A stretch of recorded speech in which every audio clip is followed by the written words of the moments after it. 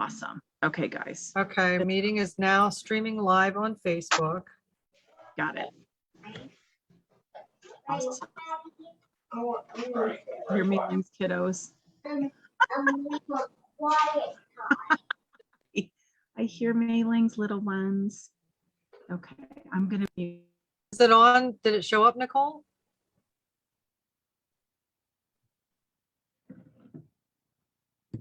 I'm waiting for it to come up. My internet's a little slow because I'm relying on my hotspot. Well, yeah, I'm looking at it here too, and I don't see it yet.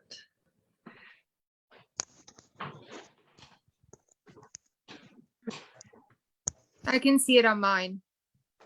Okay. Oh, Okay. it is? It's coming up? And is it showing on transitions page, Lindsay? Yeah. Yes, it Okay, is. perfect. I don't want to put it on my private page because that defeats the purpose. Okay. Yes. Oh, So there it is. awesome. Would you like me to hit record now? No, you want to say that you want to do your thing. Okay. Right. I'm going to mute Yeah. myself now. All right, I am just going to go ahead and make a brief little disclaimer and a hello and good evening. Just a few things before we begin. This event will be recorded for educational purposes to be viewed at a later date.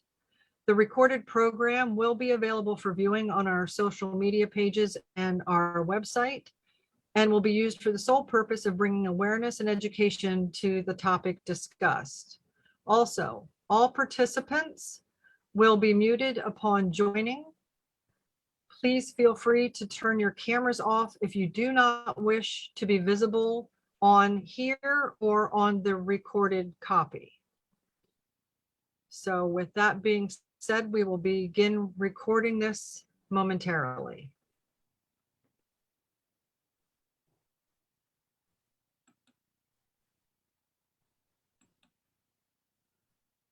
Okay. So I just want to say good evening and welcome to tonight's Human Trafficking Town Meeting. Your host for this event is Transitions of PA. I am your moderator and facilitator, Heather Schneider. I am the Health Systems Training Specialist, and I want to thank you all for joining us. For those of you who are unfamiliar with Transitions of PA, we are the Comprehensive Crime Victims Services Center for Union, Snyder, and Northumberland counties. Our mission is to provide advocacy, empowerment, and education to victims, survivors, families, and communities to end patterns of violence and abuse. Our clients are those who have experienced either directly or indirectly domestic violence, sexual assault, stalking, bullying, and human trafficking. For a complete list of our services, please visit our website at www.transitionsofpa.org. To begin, I want to read a quote. Yesterday, the Secretary of Homeland Security, Alejandro Mayorkas, released the following statement on National Human Trafficking Prevention Month. Human trafficking is an abhorrent crime that impacts an estimated 25 million people here in the United States and abroad. Victims too often suffer in silence, and perpetrators are too seldom brought to justice. National Human Trafficking Prevention Month is a time to reaffirm the department's commitment to seeing those victims, hearing their stories, and preventing the horrific acts of human trafficking before they occur. We will bring the full weight of the Department of Homeland Security, our resources, and our dedicated personnel to identify and protect victims and to investigate and arrest perpetrators. During the past year, Homeland Security Investigation, HIS, special agents made more than 2,360 human trafficking arrests and identified and assisted more than 728 trafficking victims. U.S. Customs and Border Patrol detained and seized more than 1,550 shipments containing nearly $500 million in merchandise linked to forced labor abroad, a 900% increase over the previous year of 2020. This month is Human Trafficking Awareness Month, and each January we reach out to the experts in our area regarding this topic to talk about the critical issues in our movement to end trafficking and abuse. These experts will answer questions and provide information. Our panel members will discuss their specific programs and areas of expertise, and Transitions will share volunteer opportunities and other upcoming events and current initiatives. Tonight's panel features Michael Piazzu, Snyder County District Attorney, Lindsay Biddle, ER Professional Development Specialist and SANE Program Coordinator for Evangelical Community Hospital. And we have two other members of our education and outreach team from Transitions of PA, Lisa Ero, our outreach coordinator, and Nicole Yeager, our education specialist. Our focus will be on human trafficking, moving past awareness to understanding. We need to move past the untruths and the stereotypes and unfounded fears that feed panic and conspiracy theories, causing actual harm to victims and survivors. We know this topic can be alarming and upsetting. It is a very sensitive topic with very sensitive information. Please feel free to step away from your cameras, step away from your computer should you need to take a break. And if you need to speak to a crisis counselor from Transitions, please call our hotline at 1-800-850-7948. This event is for you to ask questions and to get answers. It is not an arena for arguments or debates. We ask that you be respectful to the speakers and to those others who are attending this event. Our guests have taken time out of their very busy schedules to be with us this evening, and we appreciate them doing so. At this point in time, I would like to open it up to see who has any questions. Feel free to ask a question, drop it in the comments, drop it in the chat. We have individuals monitoring both. If you have a question, please feel free to ask, and we will do our best to respond as quickly as possible. We will be listing resources and contact information in the comments periodically, so please check from time to time to see the new additions. And all those bits of information will be put on our website and on social media after the conclusion of this event in the next couple days. So let's take a look and see if anybody has any questions that they would like to ask.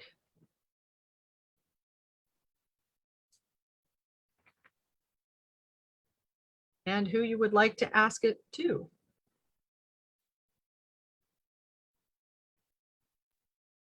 I will start. Lindsay, if you could talk a little bit about the SANE program. There may be some people in attendance here who don't understand what the acronym SANE stands for. So could you talk a little bit about that? Absolutely. So the acronym SANE stands for Sexual Assault Nurse Examiners. And essentially what that means is that we are a group of specially trained RNs that primarily work in the emergency room. They went through 40 hours worth of training and additional hands-on training to take care of any victim of sexual assault. There are currently 2 of us that are trained in both pediatric and adult sexual assault, which is any age from newborn on up. And we have 3 additional trained adult SANEs that can take care of anybody 14 years and older. We actually had the first SANE program in the state of Pennsylvania that opened in 1994 at Evangelical Community Hospital.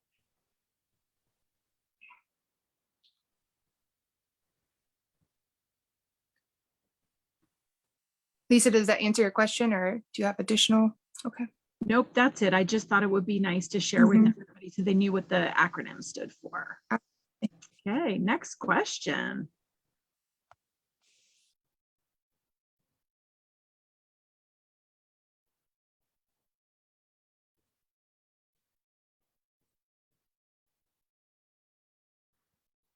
I have one that just came in an email to me as an email for DA Mike Piazzu.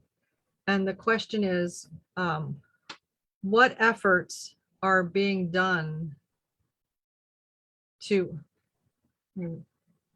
what efforts are being made for arrests in our area? That's a great question, and it really ties into the collaborations that are necessary to identify, arrest, and prosecute human trafficking crimes. We have great partners with law enforcement, with transitions, with the feds, the FBI, U.S. Attorney's Office, and all those come into play. A lot of reports of human trafficking come through initial reports to police, and training is really important because human trafficking it's unique in the sense that there are red flags that could easily be attributed to other crimes or other interrelational issues. But to see the bigger picture of coercion, people being trafficked, doing things that they wouldn't be doing otherwise, identifying the vulnerable populations that we have, especially with kids. And a lot of it now, especially with the kids, is digital. They're being identified and groomed through social media. Contact is made, cell phones are provided, hidden from parents or trusted adults. And that gives an opportunity to communicate, to create content, whether it's nudity, sexual acts, whatnot. It allows for transactions monetarily between the traffickers, their so-called clients, as well as the traffic victims. So building the case that this is a trafficking case as opposed to, say, a child pornography case, possession case, or a dissemination of intimate images case, that takes a lot more work, and it requires a different level of communication and cooperation from our victims, many of whom this life, so to speak, has been normalized by their traffickers. They may see no way out. They may have been threatened, coerced by threats of violence to them or their loved ones. And that becomes a very difficult obstacle to get at the web, so to speak, of the traffickers. For every victim that you have, there's a web of other victims, and it just goes from there. In cases like this, where we're able to identify a victim and we get into their phones, we just find more threads to pull at. And that's why, again, cooperation with counselors who are able to get through to the victims to help them understand where they're at, the fact that they may not even realize how deep they are into the coercion and the trafficking, as well as the resources of the feds and other law enforcement partners to get the digital evidence that we need to connect the dots between the victims and the traffickers.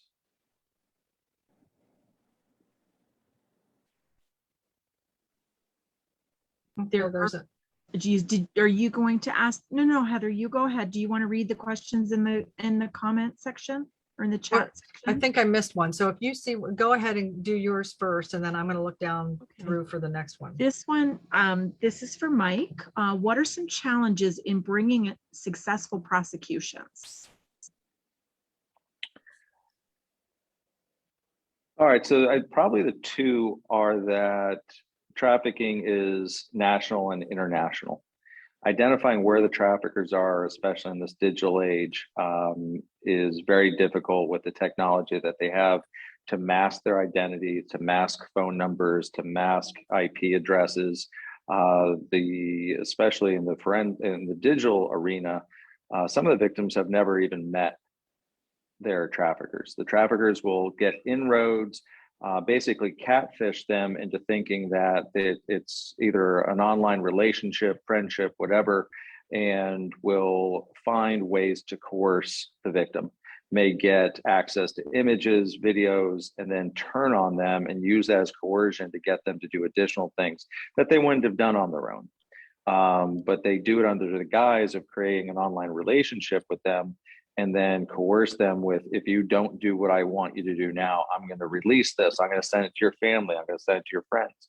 And it gets just deeper and deeper from there.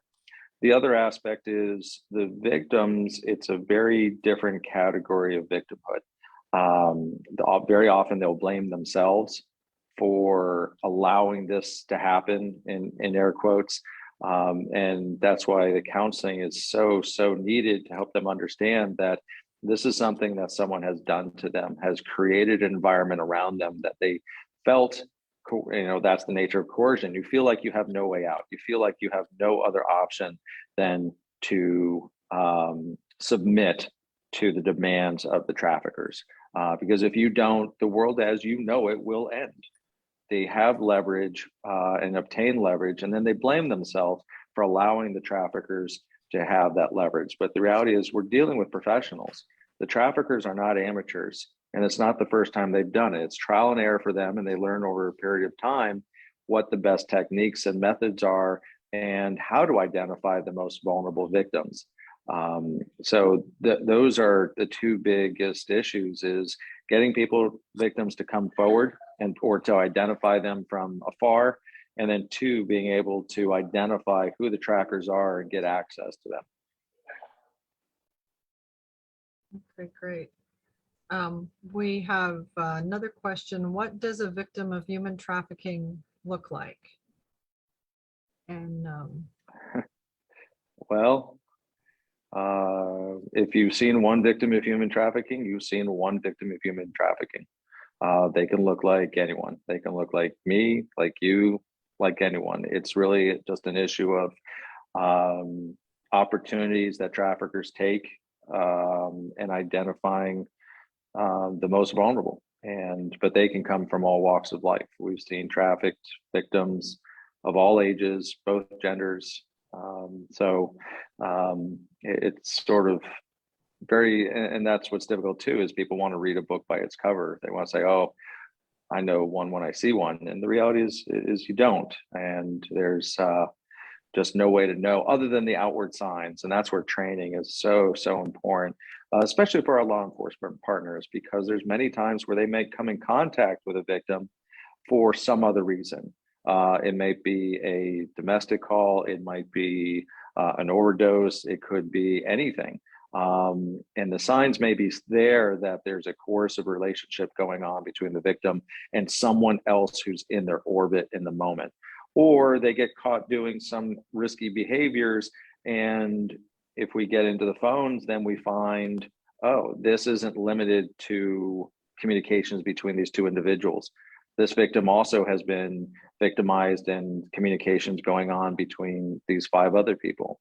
There's another aspect of human trafficking where some of the victims are groomed into thinking that this is a business proposition.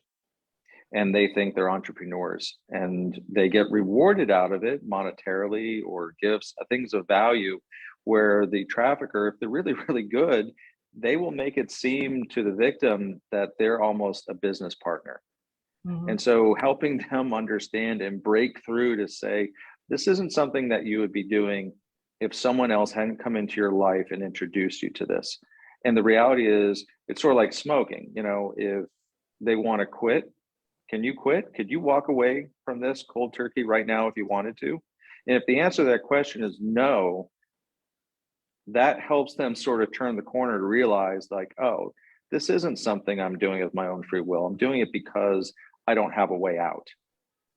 But those are the trickiest cases where the groomers, the traffickers convince the victim that they're almost business partners. And we've had cases like that. And if anyone is under the illusion that this happens in other areas, it does happen here, and it happens to kids. And we have open cases with exactly that type of situation. I won't name names or discuss any details from it, but I do want to let people know if there's any illusions that this is something that happens elsewhere. Nope. Right. And we're going to touch base a little bit more on that with some information. In the meantime, for Lindsay, we have another question. Please discuss how individuals are screened when they are coming into the ER that might result in someone being identified as a victim. And Is there a different screening when a SANE is being performed? Essentially, any person that presents to the emergency room at some point has to be asked about their safety in their home environment or their environment outside of the emergency room. We encourage all staff through education to make sure that they have the opportunity to have that person by themselves. One big indicator off the bat is when you have someone with the patient that is trying to talk over the patient or answer for them, or is insistent on being there the entire time. Those opportunities kind of clue you in that there might be something more to that relationship. So we use things like going over to X-ray, CAT scan, walking them to the bathroom to kind of have the patient an opportunity to talk one-on-one with the staff member to present any information about what might be going on. And that might be anything from trafficking to domestic violence to some form of child abuse, sexual abuse, things like that. We try to give them the opportunity one-on-one with a nurse or a doctor to present that information. As far as when someone comes in for a sexual assault, there is not very many questions asked initially. It's mostly, are you have any injuries that are life-threatening? And then they place them in a private space and get transitions or an advocate to come sit with them until one of us, especially trained nurses, can come. That way we can handle all those delicate questions and get the resources they need. And the other part of that question was, do you have any statistics or any numbers for individuals that were identified as trafficking victims that came into the hospital in the last year? In the last year, there are none to my knowledge. I'm not the human trafficking expert in the SANE group. Actually, Hannah is, and unfortunately, she was unable to be with us this evening. I can only speak to SANE statistics, and we've seen about 35 to 40 SANE cases last year, somewhere in that ballpark, and that includes adult and pediatric cases. Okay, great, thank you. Mhm. There are some other questions in the chat. And if we don't get to some of your questions, you can certainly feel free to reach out. We will put emails at the end. You know, we can certainly answer your questions. But for Heather, trafficking isn't just happening by strangers. Is that right? What is the familial trafficking connection? Well, for rural, for our area, for rural Pennsylvania, what we're seeing with the victims is that family members are trafficking other family members. We're not saying that abductions, kidnappings, things like that, trafficking by strangers is non-existent. That's not true.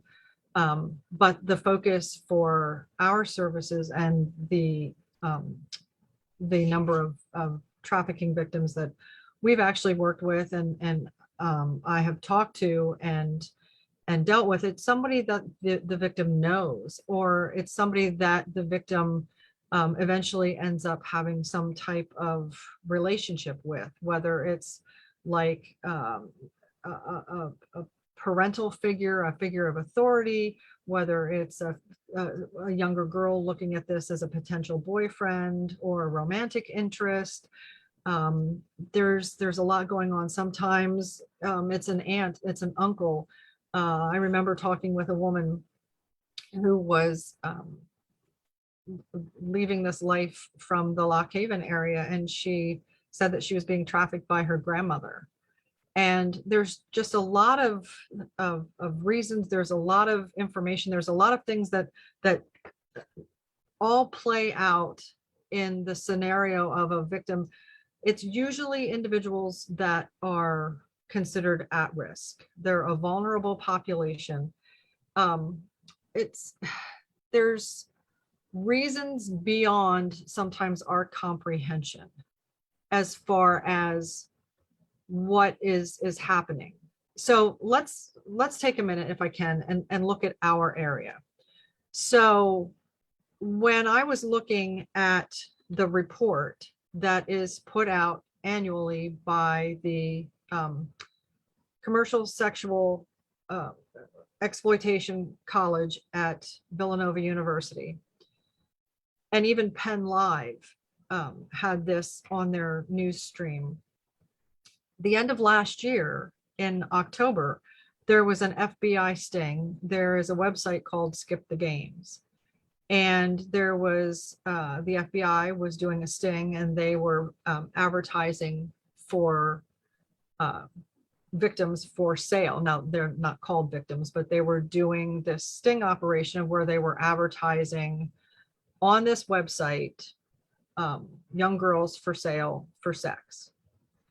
And there was a man from Lost Creek, Pennsylvania, who answered one of those ads as a buyer, as a sex buyer on this particular website. And the FBI agent that was posing in this sting operation as the trafficker selling these young girls was making his negotiation. And the man from Lost Creek said, well, she better be 18.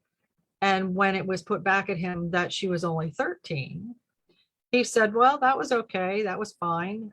He negotiated a $75 rate and agreed to meet the girl in a Lewisburg motel.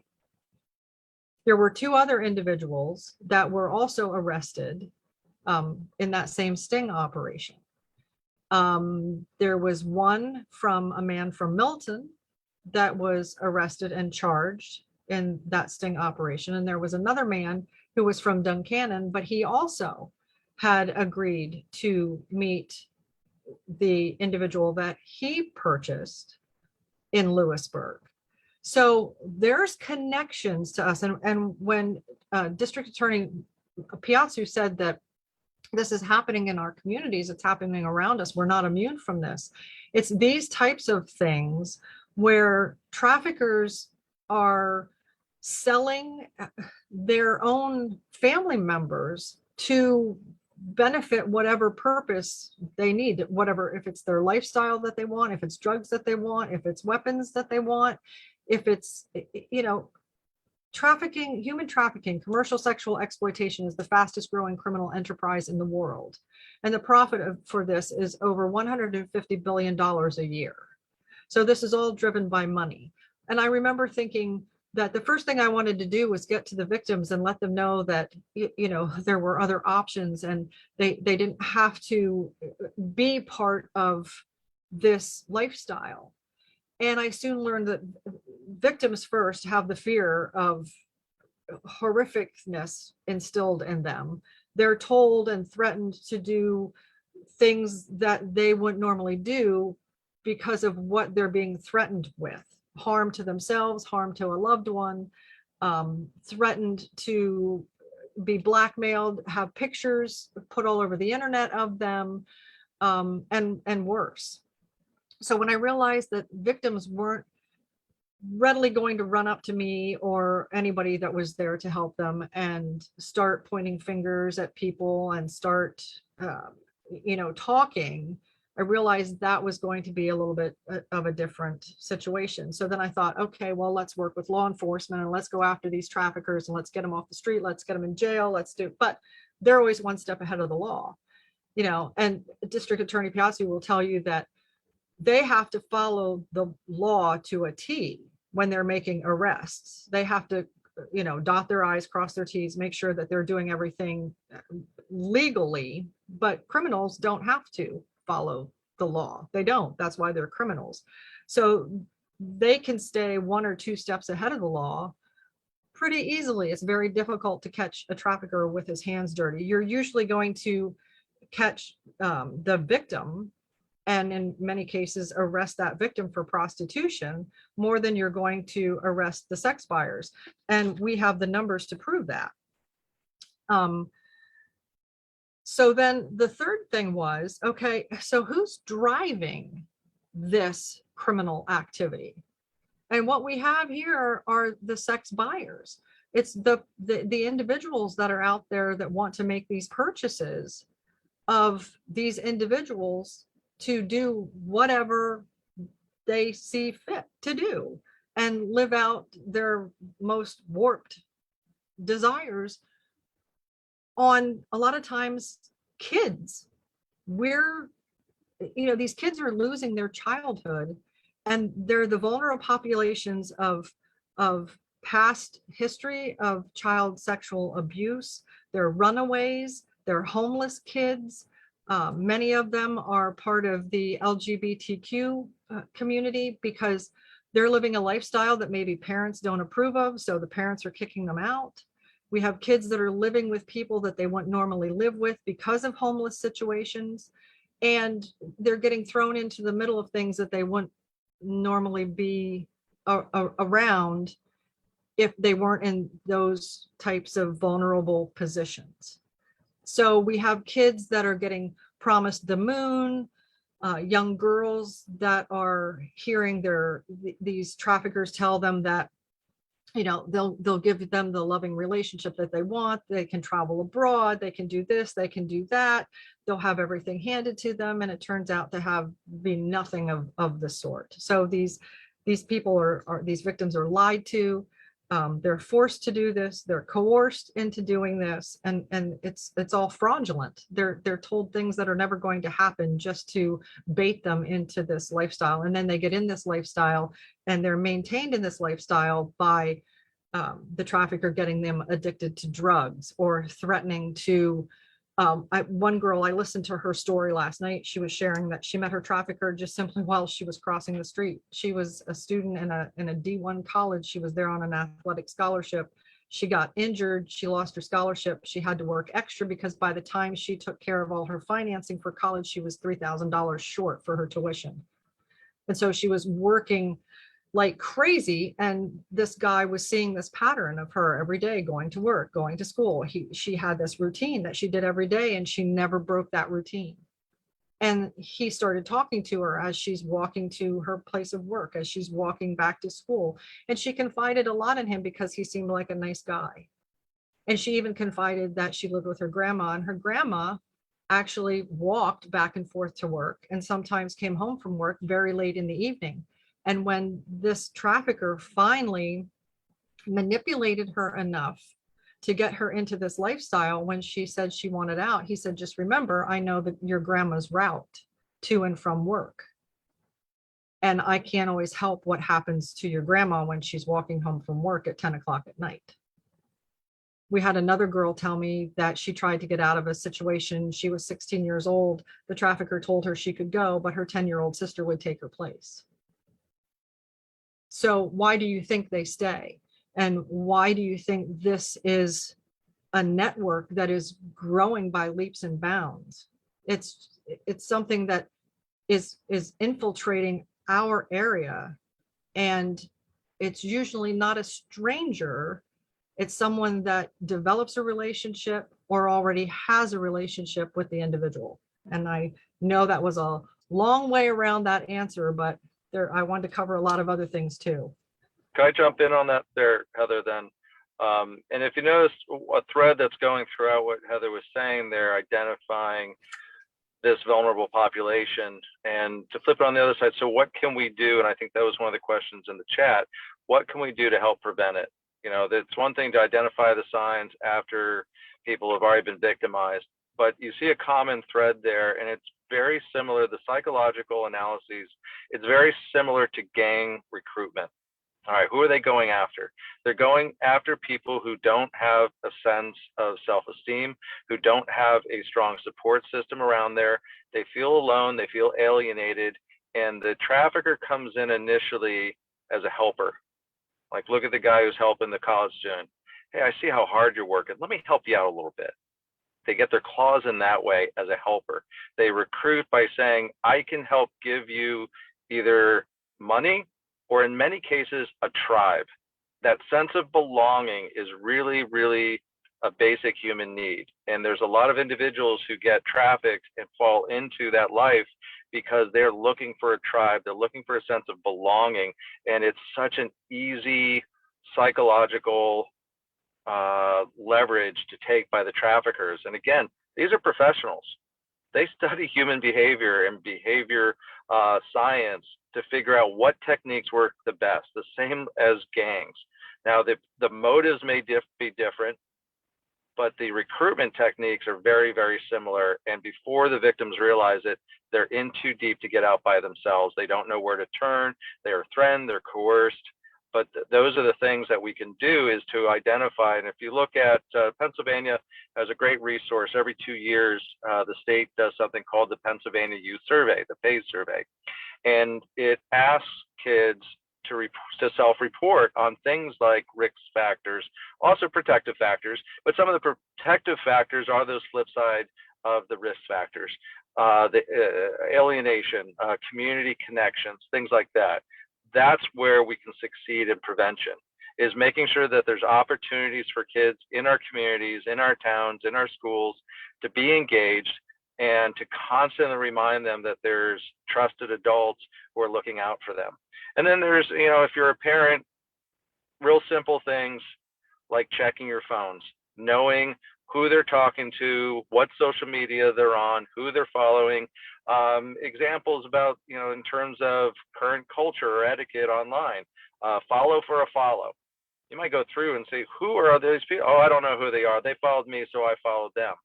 Well, every parent is going to take a different approach to that, but a real basic one is be deliberate in how you use social media. Don't do it by accident or just out of habit or out of this etiquette of, oh, someone followed me, so I followed them.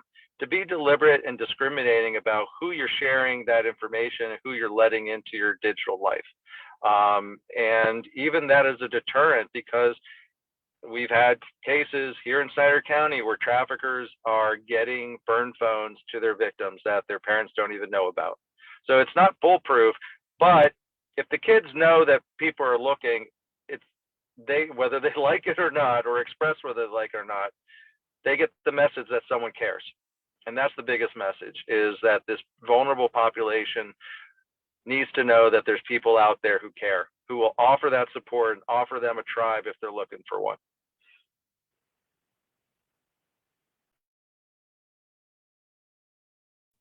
Great. Thank you, Mike. I appreciate that. There are some other questions in the chat. Heather, do we want to take a couple more, or do you have, we're coming up to about 7:40. We've got 20 more minutes. Let's take, Gonna take a couple Nicole, more. is there any on Facebook? In the comments on, Nothing on Facebook, but yeah, I have noticed a few in the chat on Zoom here. okay. Let's go ahead with the next one. The next one I saw on here that we didn't discuss yet was, is there any kind of training or awareness offered to school districts? Actually, I can field that one real quick. Yes, as Transitions of PA, we have put together a comprehensive program for students in school districts. I have written student-specific training that was actually introduced for the first time right before COVID shut us down from going into schools. And I did it in one of our school districts. It was a 2-day program, and it was in February of 2020. And the school students, it was to an 8th grade class, and the school students responded. I've since done it a couple other school districts around here and there, and we really have an excellent response and an excellent reaction to that. And as a matter of fact, one of the school districts actually had 3 students that went to the administration after the program and said that they had been chatting with an individual online who was from the Tennessee area, offering to buy these 3 young boys bus tickets to get them to Tennessee. And I guess there was an investigation that came of that, and it turned out to be a trafficking situation. So the boys knew enough to talk to the school district, to talk to their parents, to get law enforcement involved, and ended up not, this individual, this guy from Tennessee, was promising them the world, was going to make them the next stars of Nickelodeon series, and was really trying to entice them to the best of their ability to get on this bus, to accept this ticket and get on the bus. and they did not. So we're really proud of the programs. We do trainings to communities, businesses, organizations, anywhere where anyone wants to gain information. We talk about what to look for, what to watch out for. If you're around kids and you're a teacher and you're in a school district and a student starts to change their behavior, dress differently, act differently, talk differently, seem to be, especially with young girls, they seem to be very engrossed in a new boyfriend that's older and that's paying attention to them, buying them things, taking them places, and really making an effort to get in their good graces. It's more than just putting your best foot forward. It's really trying to condition the victim to trust this individual. And then you have trust issues with these victims because they trusted a person once and look where it got them. So when somebody else comes into the picture to try to offer services or help or recover these victims, they're not real eager to share any information because they just have no trust. And there's a lot of damage that's done.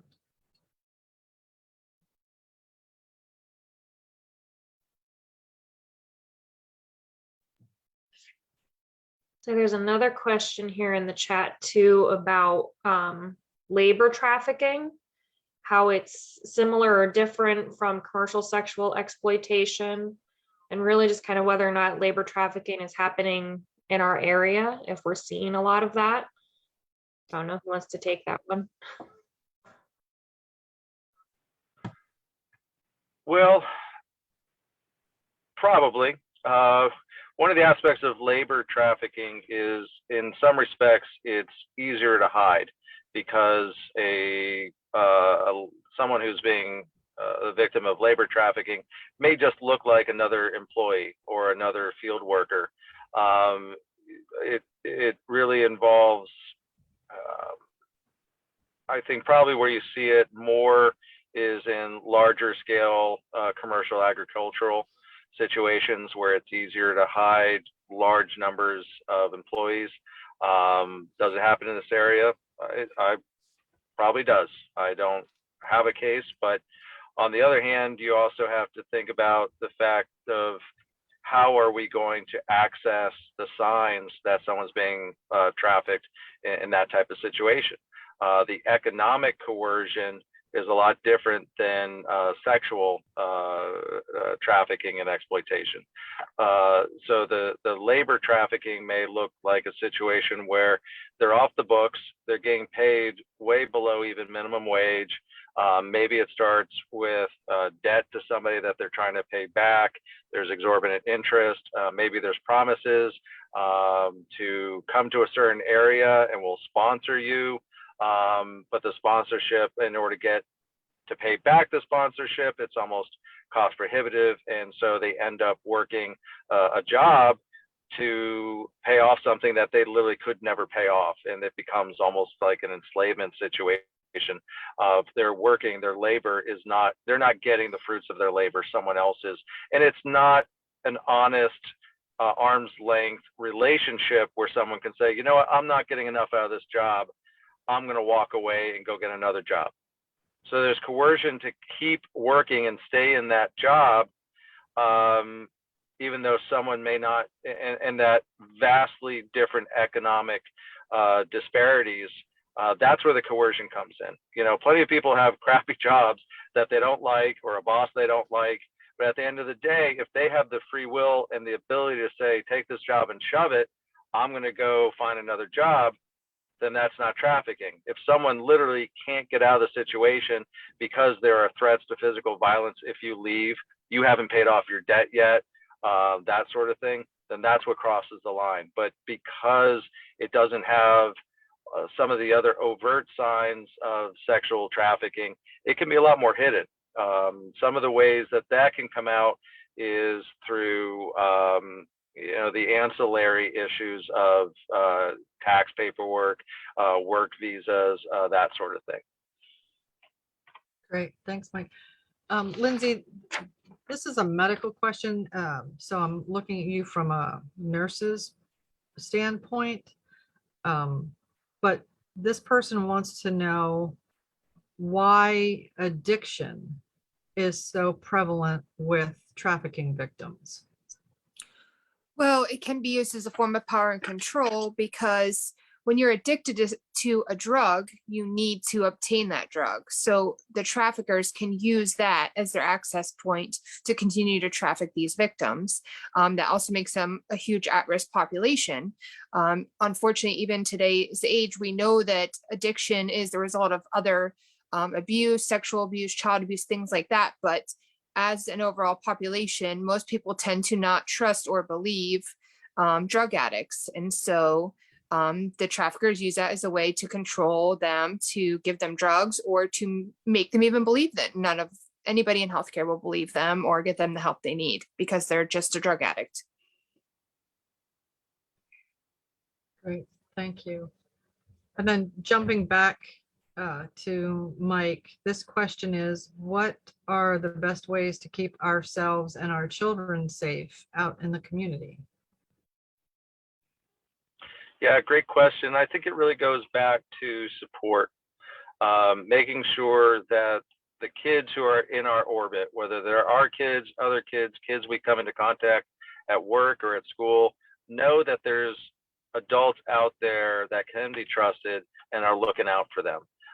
And to create opportunities, I think the PAYS language is creating pro-social opportunities for kids. We have a lot of great programs in our communities, whether it's chorus or band or sports, but there's a hidden population of kids who don't engage in that stuff. And we have to find ways to reach them to make sure that we're finding ways to give them opportunities to interact with each other and our communities, and just to make sure they feel seen, if I could use that phrase. If they don't feel seen, they're going to look for someone that helps them feel seen. Because again, that psychological effect of feeling like I'm alone, I'm alienated, where's my tribe? That makes them more vulnerable to someone coming out of the woodwork, and it may be someone close to them. And here's the issue too, is sometimes they get recruited by someone they know who sells them off or hands them off to someone else. And that's what makes this a national problem and an international problem. Just because it's homegrown doesn't mean it stays homegrown. Those kids who got groomed to go down to Tennessee, they're probably not going to stay in Tennessee. They're going to probably get moved several times. And there's lots of reasons for that, including hiding the ball, so to speak. Traffickers don't want to get too comfortable in one area if they're that deep where they're literally recruiting and having kids move around the country. But that's where it comes in, is knowing that basic human need of being seen, being engaged.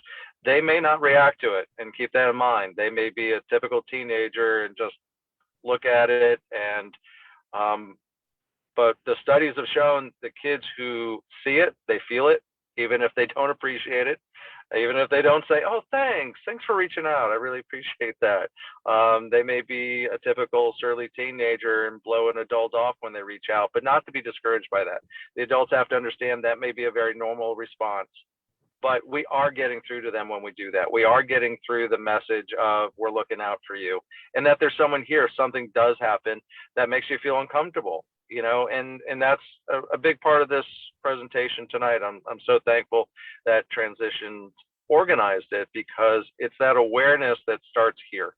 Because at the end of the day, in my day job, if push comes to shove, we identify a victim, we get them cooperating, we identify the defendant, the trafficker, we charge, we get them into court, and then we go in front of a jury and we have to explain to them what trafficking is. And it's not an easy concept. It's sometimes easier to charge other things that people know what that is. You know, even, you know, you don't necessarily know, a typical juror isn't necessarily going to understand the nuances of what trafficking is. They may see it as, oh, well, this is just a he said, she said, and, you know, whatever other tools the traffickers use to minimize and discredit their victims once they're caught, right? And as Lindsay said about, you know, the drug addiction, what better way to do, oh, they're just a junkie, they're an addict, you're going to believe them over me? And keep in mind, some of the victims are doing it out of self-medication. They want to numb the pain, because that is not a fun life. feeling that sense of hopelessness, of helplessness, it makes sense why someone would want to self-medicate in that situation. But I think that's the best way to keep an eye on our community, is to be engaged in it and always have an eye out. And as Heather said, some of those signs about changes in behavior, money, resources, sort of out of the blue, they start coming in with fancier clothes, accessories, things. And I've seen a case where parents who were doing all the right things, and the kid was trained by the trafficker to still go up the middle. Oh, when did you get a new cell phone? Oh, mom got it for me, or dad got it for me. Really playing one parent off the other in order to hide that there was this other source of income and toys coming in, so that they didn't have to explain, wait a minute, what's this kid doing with a brand new iPhone? Where'd that come from? Where'd the money from that come from? And if they know that people are asking, and we've seen that from interviews with victims of trafficking, of the more people ask, the more nervous they get, the more deterrent effect that has. And the disappointment of, they know when their behavior started changing, and the disappointment when no one noticed or said, hey, this is a little bit different, what's going on?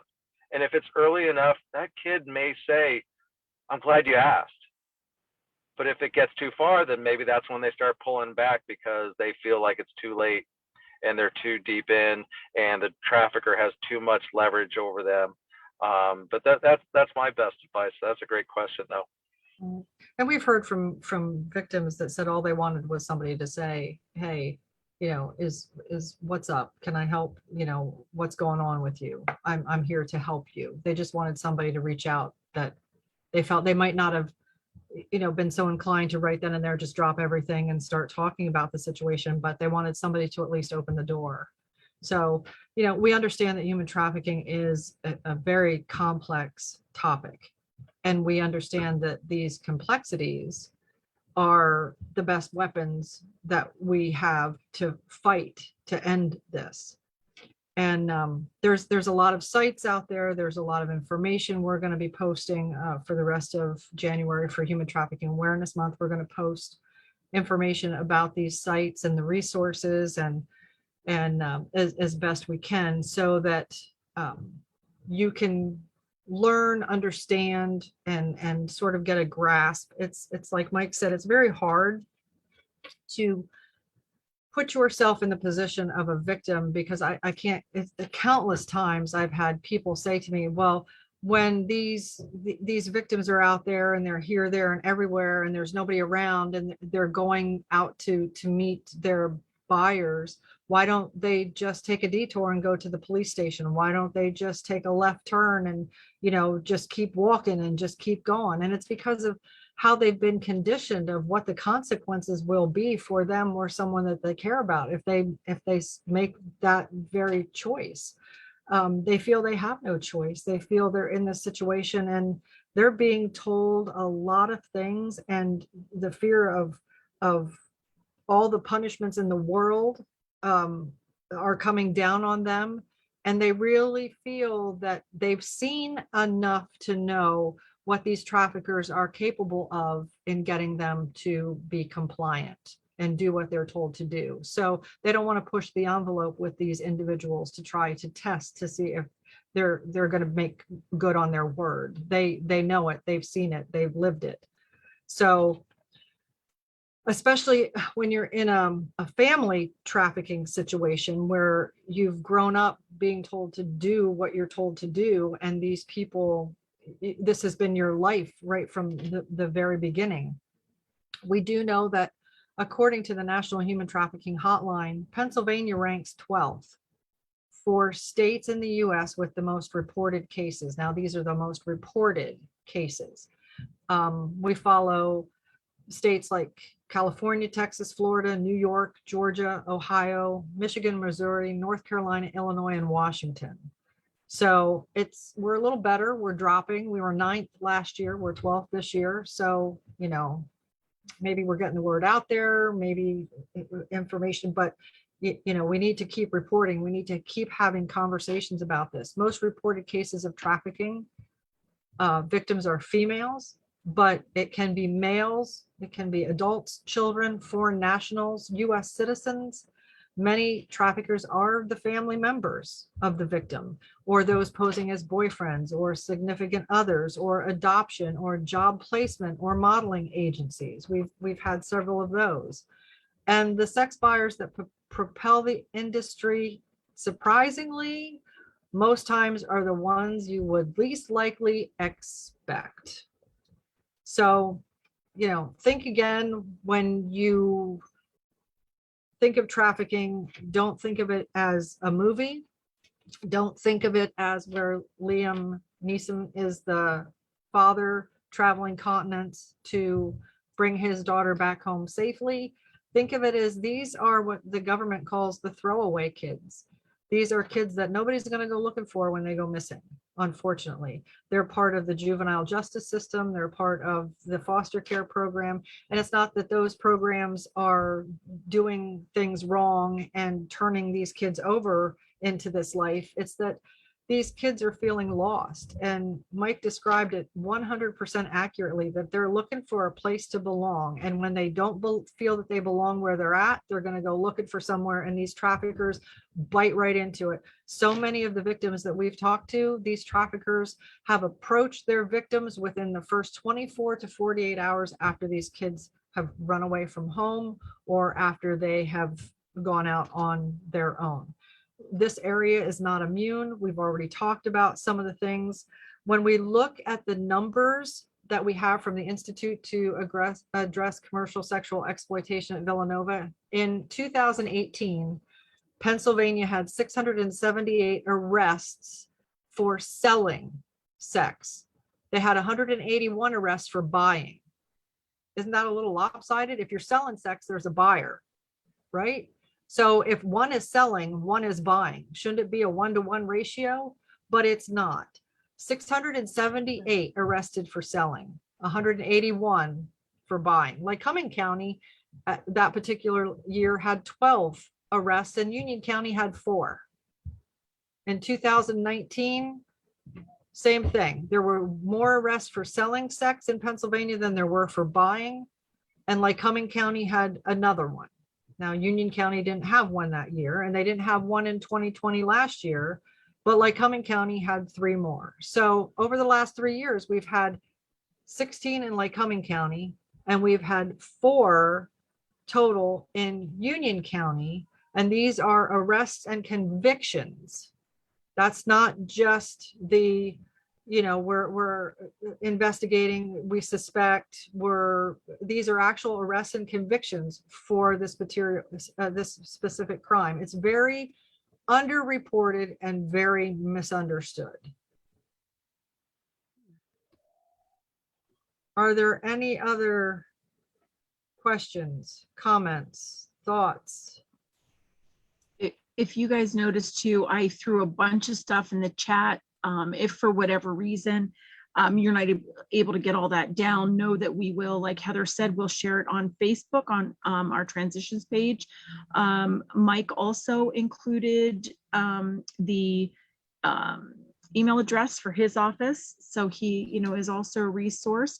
If at any time we can also get information to Lindsay. I know that the medical, our medical providers are really stretched thin. And so Lindsay has just been wonderful, and we're so thankful for the men and women at EVAN. We just want to give them a shout out. They are definitely overworked and very tired. So if you guys need any, information, we can certainly be go between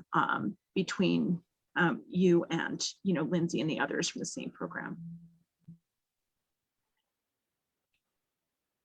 Lindsay, at this time, is there anything you want to add in closing? No, I just want to say thank you to Mike and Transitions for always being supportive of the SANE program. We're fortunate to have you guys, and we're forever thankful. And we are thankful for you. Mike, in closing, anything you would like to add? I just want to express my appreciation for everyone who tuned in tonight and anyone who watches this later on Facebook. It's really important topic. It's not something that happens elsewhere. It's not something out of the movies. It's It's stuff that's happening, and the more awareness we have, that's really the biggest tool we have against the traffickers. They feel like they're operating in a vacuum right now, like they can hide what they're doing because people don't really know what they're doing. So the more we can get out, this is how they operate, this is how it works, this is how they leverage these victims. That's our biggest tool, to recruit community members like you all to be part of that fight. So thank you. Well, thank you. So in closing, we want to address just a final thought with the who, what, where, when, why, and how. We know who. It can happen to anyone, anytime, in a situation where there's a vulnerable population. And we know that traffickers don't always look like the big bad wolf, and sometimes they can come off as very charming and start to promise great things and relationships, and then not have things come through. Our focus at Transitions, we deal with all the vulnerable populations, but we see a lot of runaways and homeless youth and low income individuals. Trafficking, just know that trafficking in persons or modern day slavery is a crime that involves coercing a person to provide labor or services, or to engage in commercial sex acts for exchange of anything of value. And that anything of value doesn't have to be cash. It can be clothing, it can be a house. One of the things we didn't really talk about is the things that a victim of human trafficking needs once they're recovered and they come out of that life. They need to feel safe. They need housing, clothes, food. If they're a minor, they need legal guardianship. And the short and long-term needs are legal assistance, advocacy, trauma counseling, medical care, substance abuse treatment, life skills, education, financial and job training. There's a lot that this individual has to look towards to progress from where they came from. We need to do our part to have conversations to dispel myths and misunderstandings and misinformation. These things flood, especially last year, we were getting a lot of conspiracy theories and things like that, and it just spreads false awareness, and it floods agencies like the National Human Trafficking Hotline, police departments, and local organizations with false reports. And it does more damage to the victims and survivors than it is a benefit. So understand how we can tackle this. Look at where we need to focus our attentions. And remember the indicators of when a person seems to be disconnected from their family, friends, or doesn't participate in community organizations or go to their house of worship. If a child has stopped attending school, if a person has a sudden dramatic change in behavior, and it can be based on the child, they can go from one extreme to the other. If the child is normally very calm and now they're acting out and they seem over the top, that's a change. If they seem to be over the top and very active and now they're very docile, that's a change. Are they disoriented? Are they confused? Are they fearful?